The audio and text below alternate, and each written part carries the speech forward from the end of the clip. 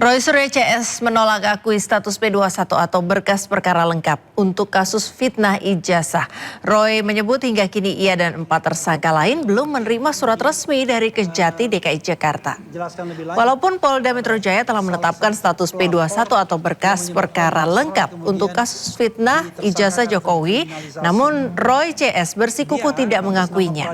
Menurut Roy, hingga saat ini bersama 4 tersangka lain, ia sama sekali belum menerima dokumentasi resmi dari Kejati DKI Jakarta. Roy juga menyebut status P21 atau berkas perkara lengkap tidak bisa hanya diumumkan lewat lisan, tetapi harus dalam bentuk surat resmi. Roy justru menyebut polisi terpaksa mengumumkan status P21 karena terpaksa. Jadi jelas ya, clear banget bahwa apa yang dikatakan sudah P21 sampai saat ini, sampai kita press conference ini belum ada. Padahal itu harus hitam di atas putih, harus tertulis dan tidak boleh hanya omon-omon, tidak boleh hanya goib. Dan di lembar P21 ini jelas betul tahapannya, tahapan keduanya tanggal berapa. Dan itu ada deadline-nya. Saya sebagai orang awam hukum saja tahu itu ada deadline-nya. Jadi kalau tanggal 2 Juni sudah diumumkan, maka para termul harus tahu bahwa mereka juga nggak bisa yang namanya mendesak-desak. Saya dengar mereka kemarin mendatangi Polda Metro, katanya menghadap Pak Dir. Padahal beberapa penyidik yang lain mengatakan mereka sebenarnya sedang dimarahi. Karena buat apa desak-desak? Ya, nggak usah didesak. Polda Metro itu punya otoritas untuk melakukan pengumuman. Tapi otoritas Polda Metro pun Menteri Keuangan Purbaya Yudi Sadewa menegaskan kebijakan perubahan harga Pertamax tidak akan mengganggu perekonomian nasional. Pemerintah menjamin stabilitas sektor logistik dan transportasi publik tetap terjaga pasca penyesuaian harga tersebut.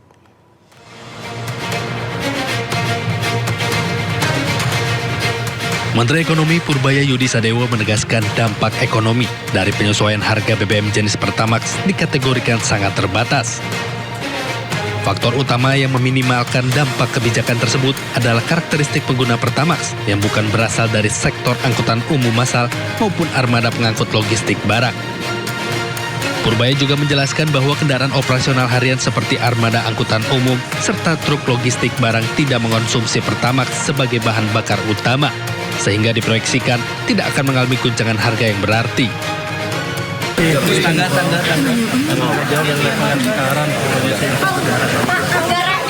Pak, di sosmed ramai soal ajakan pada pindah ke Pertalite, Pak, untuk potensi beban anggaran tambahan subsidi gimana sih, Pak? Hitungan Kemenkyu, Pak. Udah ada berapa, Pak? Kira-kira, Pak? Kita nggak hitung, tapi begini, pasti ada berapa persen yang pindah, cuman kan harusnya nggak semuanya pindah. Kenapa? Karena kan yang beli Pertamax tahu mobilnya cocok untuk Pertamax. Untuk yang motor kan tidak ada seperti itu ya, Pak? Persen, Pak, yang bakal pindah. Karena beberapa orang juga pada udah mau ngelihat My Pertamina nih mau Kita pindah. belum hitung, mungkin ditanya Pak Bahlil yang mengerti. Sebelumnya kenaikan harga Pertamax membuat sejumlah pengendara beralih ke Pertalite yang harganya Rp10.000. Hal ini pun berdampak pada antrean kendaraan di sejumlah SPBU di berbagai daerah.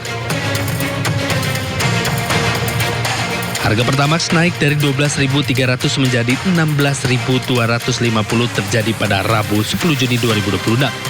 Kenaikan mencapai Rp4.000. Sementara untuk Pertamax Turbo, Dexlite, dan Pertamina Dex tidak mengalami kenaikan harga. Tim Liputan iNews melaporkan.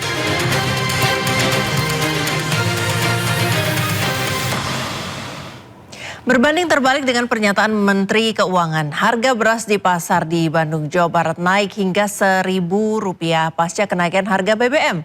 Pedagang pun mengeluh akibat berkurangnya pembeli.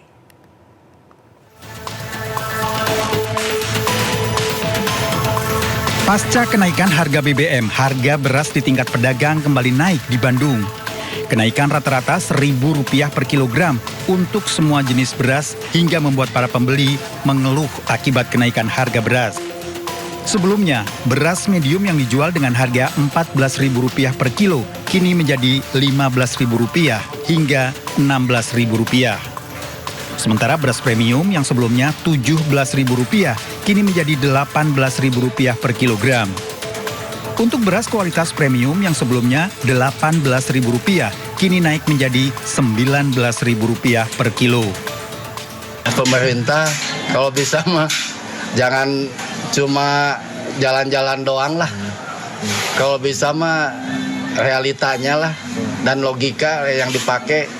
Jangan cuma hanya nanya-nanya aja. Ya istilahnya implementasinya di lapangan tuh harus benar-benar ada. Supplier kini lebih membatasi pengeluaran barang karena kondisi ekonomi yang tidak menentu. Dari Bandung, Jawa Barat, Ervan David, iNews melaporkan. Pemirsa, harga kebutuhan pokok naik berimbas pada warteg, warung nasi andalan masyarakat menengah ke bawah. Pengunjung warteg makin sepi, pembeli pun banyak beralih mencari menu murah seperti paket 10 ribuan. Sudah sebulan lebih warteg yang buka 24 jam di Tangerang Selatan, Banten ini sepi pembeli. Pemilik warteg Ipin Budi Syarifuddin mengakui pelanggan warteg makin berkurang. Pembeli juga lebih memilih menu-menu sederhana seperti telur dan tempe atau beli paket nasi sayur 10 ribuan. Sementara untuk menu ikan dan ayam seharga 20 ribuan kurang laku. Ipin mengakui harga bahan pangan seperti beras, minyak goreng dan cabai makin mahal, membuat pengusaha mau tidak mau menyesuaikan harga menu makanan. Bahan plastik pun jadi semua naik. Beras, apalagi itu minyak pun sampai saat ini pun ya harganya masih tinggi. Konsumen tuh menanyakan paket 10 ribu atau enggak ya dia milih makan yang murah lah. Beda dengan apa yang dirasakan para pengusaha warteg, Menteri Keuangan Purbaya Yudi Sadewa malah tidak percaya dengan fenomena sepinya warteg saat ini. Purbaya juga membantah penurunan omset warteg merupakan cerminan lemahnya daya beli masyarakat. Cari warteg yang sini memang jelek, mungkin 5 warteg. Tapi mungkin aja dia kalah bersaing, sana lebih bagus, pindah ke sana. Itu yang kita mesti hati-hati. Saya sih akan investigasi betul nggak seperti itu. Tapi kalau kita jalan ke kampung-kampung semuanya rame loh. Kemarin saya makan cabai hijau masih rame. Ayam cabai hijau loh. Itu jadi hati-hati menerjemahkan data. Purbaya yakin ekonomi RI masih solid dan tumbuh di atas rata-rata pertumbuhan ekonomi ASEAN. Tim Liputan iNews melaporkan.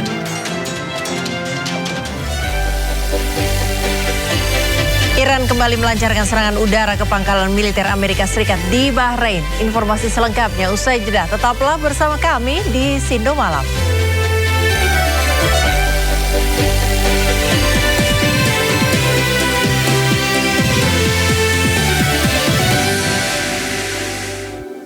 Aku mau nyiapkan bahan nih.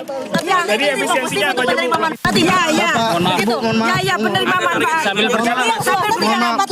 Begitu, Bu, atau yang mampu? Maksudnya yang mampu, yang kaya. Yang kaya nanti tidak dapat gaji. Jadi penerimanya siapa saja, Bu? Penerima manfaat ini. Jadi nanti misalnya ya sekolah-sekolah kaya. Sekolah-sekolah kaya. Sekolah-sekolah kaya itu. Kemudian iya itu kan seneng banget. Ini dibahas apa lagi? Gimana, Bu? Ini kan belum besok dibahasnya. Maaf, kasih jalan. Belum.